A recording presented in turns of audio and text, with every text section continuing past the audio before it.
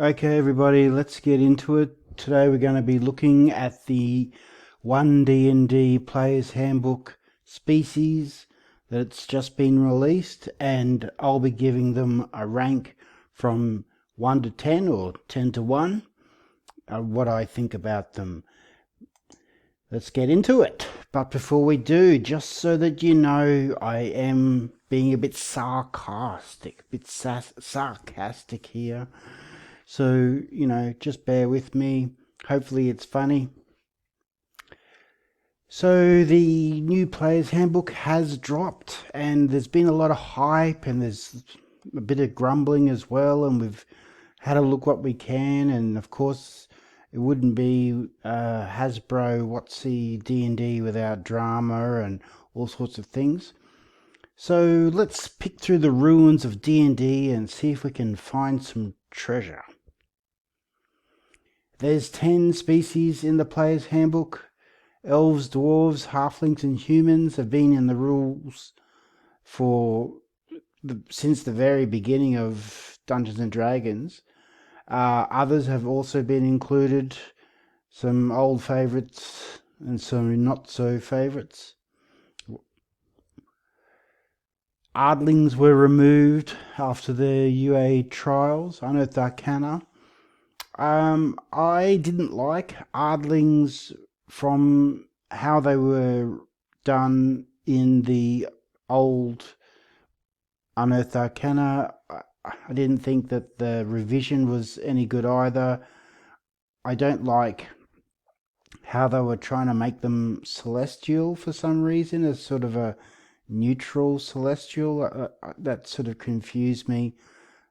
I think that sort of creature would be good as a kind of beast folk, and I'll be making a video in the future about that, because beast folk will be part of the Journey to the West campaign, which you can find on this channel. And basically animals can evolve like humans and become spirits and become adventurers, and I look forward to exploring that with you in the future. Let's continue. Alright, so as everybody knows that the races are now called species, whether you hate that word or not. It's here to stay by the sounds of it, at least until they release, D&D 6th edition in 5 to 7 years, given that there seems to be a lot of balance issues already being discovered in the Player's Handbook, with various spells and things like that being overpowered. Who knows, we might even get another edition sooner. Certainly if the problems don't prove to be popular, or the books don't prove to be popular, they'll have to do something about that. But one thing I don't like about how they have made this big hoo-ha about changing races to species and changing backgrounds with all the ability scores and things like that is, even it doesn't really fix any problems. It creates just the same problems. Really, if you want to call your species just the genetic stuff that you inherit, but it doesn't really take into account what you learn from your parents, the culture that you grew up in. And if you put all that into background, then really it's just becoming you are your job, which that's terrible. Aren't we more than our job? Because don't we have hobbies, and don't we have like culture that we grew up in, and the values that our parents or whoever raised us gave us? I think there needs to be more work on this, and I'll probably do a video on this in the future as well, because I've got a couple of good ideas. Anyway, let's not get bogged down with these details for now. So we're going to be having a look at and ranking the races or species. From 10 will be the lowest and 1 will be the highest. And basically it's not very scientific, so don't get too upset if your favorite species is not on the top of the list. I'll basically ranking them on their abilities, the flavour, the in-game power that they get, and general coolness. Of course, you might have different ideas, and if you do, that's great. We're all just talking here. It's just a conversation. Let me know in the comments what you think, how and why. If you disagree with me, that's fine. Just let's have a chat. Anyway, moving on to 10, the lowest on this list, and it's humans. What a pity. Nothing says self-loathing like you're nerfing your own species in a fantasy game, and I really feel that everything that was good about being humans is slowly being taken away from them, which is ironic because we're all humans. All the people who play the game are humans, unless AI is counted. Anyway, so yeah, I mean, now giving them a feat was a great idea. Now everybody gets a feat. So because WotC and Hasbro have no creativity, they just give humans 2 feats now.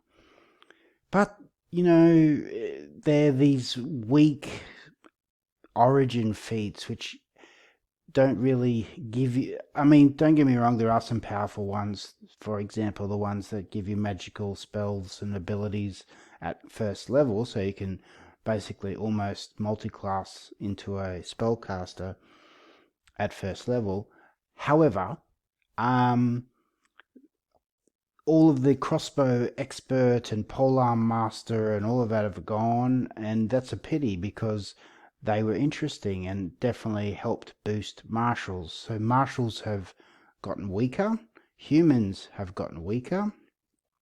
I think inspiration is a fairly boring dynamic. It rarely gets used. If it's something which only the humans sort of get, it'll be forgotten about, very easily. I get it that heroic inspiration is a bit more powerful than inspiration was, and that might give it a bit of a boost, but I just think that it's not enough to really push this species over the line. I think that really they only have one idea, which is, humans are versatile and adaptable, and that's it. And they don't, can we do something else that's interesting with them? For example, if elves and gnomes and things like that, and the fae, and even fae-like creatures like goblins are magical, does that mean that humans aren't magical, and therefore maybe they could get some sort of saving throw bonus against magic? I don't know. Let's continue. Getting the skill proficiency is good, but I just think that also it would have been nice to see One D&D overhaul the whole skill, tool, and vehicle performance system. Performance could be transferred over to musical instruments as a tool. I still don't understand how you're supposed to learn vehicles through the game. It's like if you don't get a few specific feats early in the game, you can't learn a vehicle ever in your life, even though plenty of people learn how to drive different vehicles all through their life in real life. Humans are the most popular species, so they need to be popular. They are the normal. If it's because they are normal, it makes all of the other species feel special. And also, I think their greatest technological achievements are usually given to gnomes and dwarves. Humans should invent firearms. Humans invented all of these things in the real life, so that should be given back to them. Anyway, I've mentioned this in other videos, and I think that the longer-lived species should be more resistant to change as well. Let's continue. Gnomes, they're annoying, but some people really seem to like them, and they've certainly been boosted a bit by losing that 25 movement speed. I think it's reduced the flavor of the game, though. I mean, I don't understand. I understand it, but I just don't see why it couldn't stay. But anyway, I think that gnomes themselves suffer from an identity crisis. Pointy Hat's video on this also pointed this out, that they're very similar to halflings. They also feel very similar to dwarves or some kind of annoying fairy. Are they like elves to dwarves or to halflings, as Pointy Hat says? I don't know, but I think there's not enough differentiation about them. Also, gnomes get two lineages, which is the new name for their sub-races. I don't know why they get that and others don't. I think all species should be called lineages because it sounds cooler than saying species. Gnomes continue to have the forest gnome as well as the rock gnome. Rock gnomes, because Dragonlance created tinker gnomes, that means that rock gnomes get to be tinker gnomes, and they invented firearms and mechanics apparently. Anyway, everybody's got dark vision now too, by the way. Yes, dwarves. I don't know about this tremor sense. It seems a bit like a spider, more like that than an actual mountain spirit. I think mountain dwarves were really cool, and now they don't exist. I get it that they were a little bit broken with the armor proficiencies, but I think dwarves have just become a bit generic now, and I thought I was actually interested, since D&D is trying to be politically correct now. Why didn't they change the name? Isn't there a whole group of people that might feel uncomfortable using this word?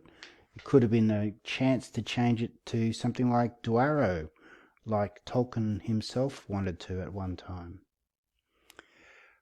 Yes, and of course they've got to be feminized.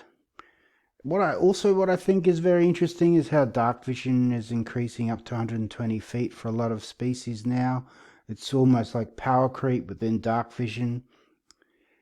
Dwarven toughness is another interesting thing, because I thought we were trying to avoid this sort of thing, increasing ability bonuses, and it was all coming from background now, but now apparently Dwarven genetics does give you toughness. There's nothing about smithing or stonework in dwarves, which is a pity because they've lost some of their cultural identity. Orcs. Moving on to orcs. I like them, but they just seem like humans with bad teeth now, and they've lost their edge, and I feel like they've been a bit emasculated too. Plus, they've got that power creep for dark vision. I think it's interesting too that YouTube content creators have been targeted for copyright infringement recently, where WotC and Hasbro are quite willing to rip off Tolkien. Saying that, Adrenaline Rush is pretty cool, and the powerful build feature is also interesting. Goliath. It's kind of hard to see how they differentiate between them and orcs. I guess they're more like civilized orcs, even though small species can walk 30 feet, because we shouldn't have penalties of that sort. Goliaths can walk 35 feet. And also, are Goliaths like giant kin?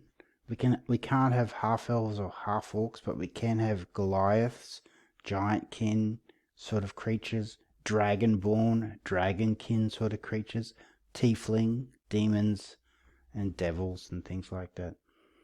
Doesn't seem very consistent to me.